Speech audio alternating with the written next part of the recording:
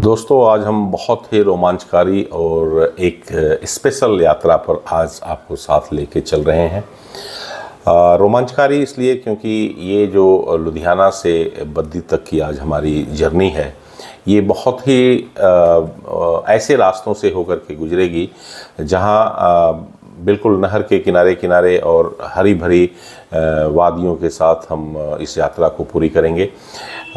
ये और हमारे लिए स्पेशल ये इसलिए है क्योंकि हिमाचल बद्दी से हमें एक हमारे क्षेत्र के स्पेशल डिश की डिनर पार्टी के लिए मुझे आज इनवाइट किया गया है। तो हम आज आपको आपके साथ अपने साथ आपको लेकर के इस यात्रा पर हम शुरू करेंगे लुधियाना से बद्दी के लिए, जो रोपड़ और नालागढ़ होते हुए, रोपड़ पंजाब में पड़ता है और नालागढ़ जो हिमाचल प्रदेश में पड़ता है, उस रास्ते से होते हुए हम बद्दी पहुंचेंगे। तो ये हम भाखड़ा डैम के से निकले हुए नहर के किनारे किनारे रास्ते से होकर के जाएंगे। लेफ़्ट साइड में नहर चल रही है और सामने आप देख रहे हैं हरियाली।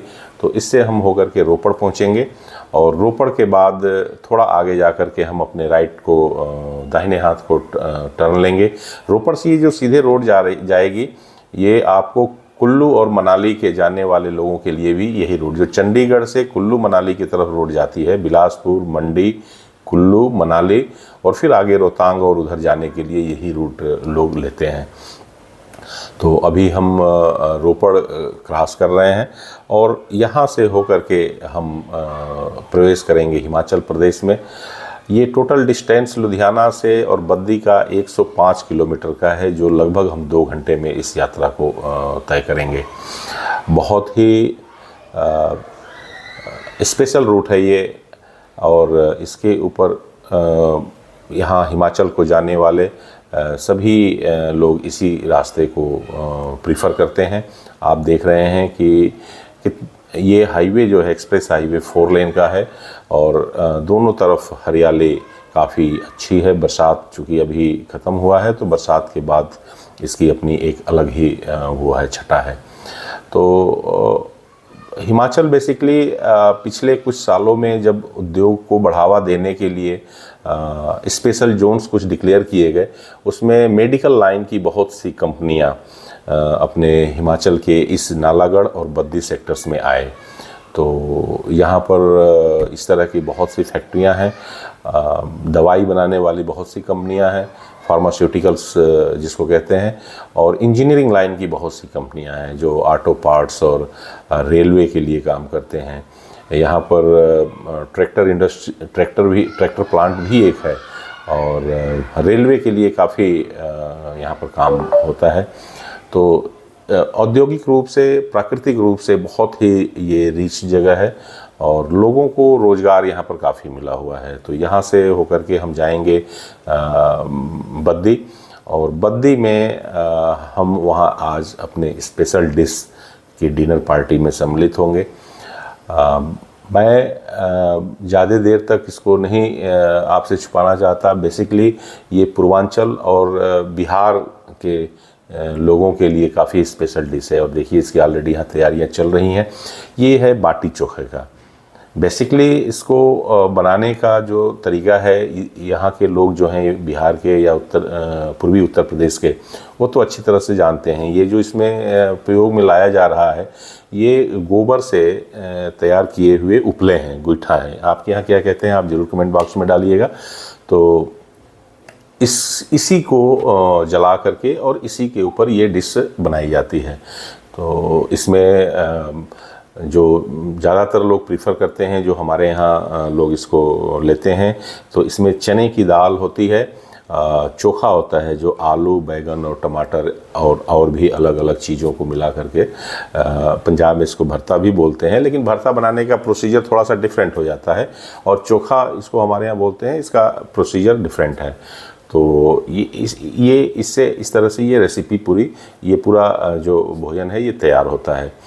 परिवार के सारे लोग जब ये बनता है तो सबके लिए बड़ा ये रोमांचकारी होता है कि नहीं आज ये बड़ी स्पेशल, क्योंकि इसका स्वाद बहुत स्पेशल होता है। इसके बनाने का जो सिस्टम है, बनाने के तौर तरीके हैं, परिवार के सारे लोग इसमें इन्वॉल्व होते हैं, तो ये अपने आप में एक बड़ा स्पेशल बन जाता है। और ये इस तरह से इसका सारा प्रोसीजर होता है। ये तैयारियां चल रही हैं, घर के छोटे बड़े सारे लोग इसमें बड़ी ही तन्मयता के साथ इसमें लगे होते हैं। और एक चूँकि थोड़ा सा लंबा टाइम भी इसको तैयार करने में लगता है, तो सब लोग वेट भी करते हैं कि ये जल्द बन के कब तैयार होगा बन के, तो इससे इसका स्वाद और ये सब चीज़ें भी और इसकी बढ़ जाती हैं। तो ये ख़ास तौर से बिहार और उत्तर प्रदेश के पूर्वी हिस्से में ये बड़ा ही चाव से खाया जाने वाला एक स्पेशल व्यंजन आप कह सकते हैं कि है। इसका स्वाद भी, चूँकि इसमें देखिए सारी चीज़ें, इसमें देसी घी का काफ़ी प्रयोग होता है। आटा है, आटा जो थोड़ा मोटा होता है, जिसमें से चोकर को नहीं। अभी इसमें चने की मसालेदार दाल भी तैयार होती है और इस दाल को बड़े ही तरीके के साथ इसको बनाया जाता है। इसमें सारे तरह के मसाले होते हैं, घी और जीरे के साथ इसको फ्राई भी किया जाता है। तो ये इसका जो पूरी रेसिपी का सिस्टम से बड़ा ही प्राकृतिक तरीके से ये सब चीज़ें तैयार होती हैं। अब आग जब पूरी तैयार हो जाती है तो इसमें देखिए, अब जो बैगन और टमाटर भी है वो इसी आग के ऊपर भून लिया जाता है। ऐसा नहीं है कि उसको कुकर में बॉयल कर लिया या और भी कोई और तरीके से अपना लिया। तो ये जो एक नेचुरल तरीका है जो पहले से चला आ रहा है, उस तरीके से इसमें सारी चीज़ें तैयार होती हैं। और ये जो आटे से जो बाटी या भौरी जिसको हम कह रहे हैं, वो जब ये इसको इस तरह से एक एक करके तैयार किया जाता है और इसको तैयार करने के बाद वापस आग के ऊपर इसको बड़े ही मतलब आप ये समझ लीजिए कि बहुत ही तरीके के साथ, बहुत ही ध्यानपूर्वक इसको रखा जाता है, इसकी सिकाई किया जाता है। क्योंकि अगर आप उसको ऐसे नहीं करते हैं तो होता क्या है, आग होती है काफ़ी तेज़ और आप वैसे रख के छोड़ देंगे तो इसके जलने के भी चांस होते हैं। तो इसको बनाने का जो सारा प्रोसीजर है वो बहुत ही तरीके के साथ किया जाता है। तो ये आग को देख रहे हैं आप किस तरह से पूरा सेटल किया जा रहा है। उसके बाद जब ये लगता है कि नहीं अब ये बिल्कुल ऐसी हो चुकी है जिसके ऊपर जो हमने बाटी तैयार किया है उसको रखा जा सकता है, तो फिर इसके ऊपर रखते हैं। और ये एक हमारा संस्कार है। घर में सरस्वती का तुलसी का पौधा हर जगह आपको देखने को मिलेगा। तो आप देख रहे हैं कि ये घर के बाहर, क्योंकि इसमें से धुआं वगैरह, और ये देखिए प्राकृतिक रूप से भी बड़ा सही है, धुएं वगैरह से घर के मच्छर वगैरह और इस तरह की भी चीज़ें जाती हैं। तो इसको मैं तो बाकी लोगों से भी कहूँगा कि इस चीज़ को उनको इस तरीके को यूज करना चाहिए। तो इस तरह से ये सारा प्रोसीजर चलता है। इसी में देख रहे हैं आप, आलू को भी इसी में पकाया जाता है।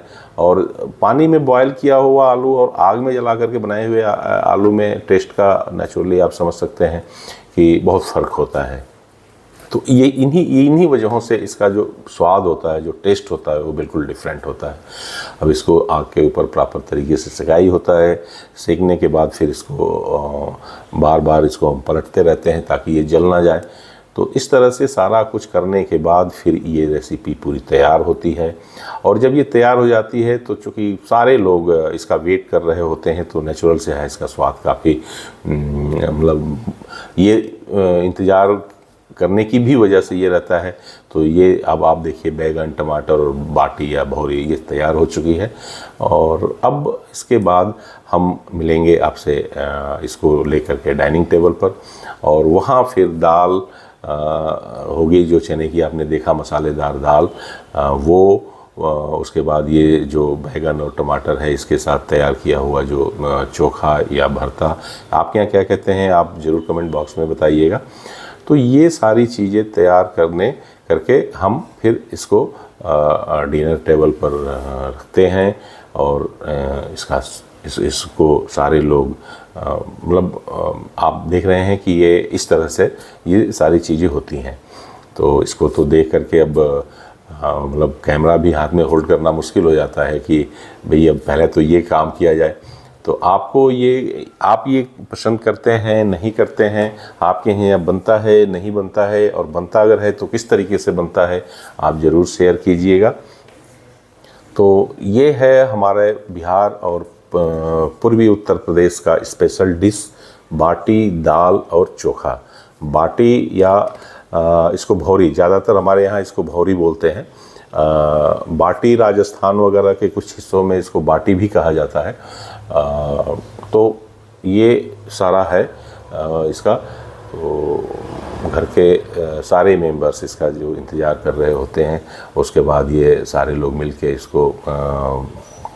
इसको सर्व करते हैं, खाते हैं, और इस तरह से ये सारी रेसिपी बनी है। आपको ये कैसी लगी?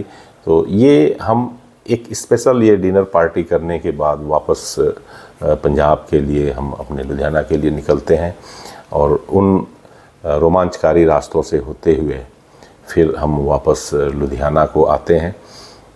इस तरह से आज का ये हमारा स्पेशल और रोमांचकारी जर्नी और ये पूरा ब्लॉग हमारा तैयार हुआ।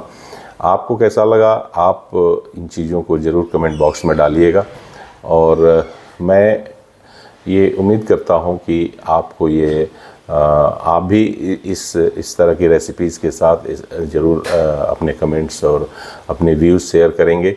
अगर ये आपको अच्छा लगा तो आप कमेंट बॉक्स में डालिए, शेयर कीजिए, सब्सक्राइब कीजिए, तो ताकि हम आने वाले फिर नेक्स्ट अपने किसी न किसी रेसिपी के साथ और जर्नी के साथ फिर हम आपके साथ ज्वाइन करेंगे।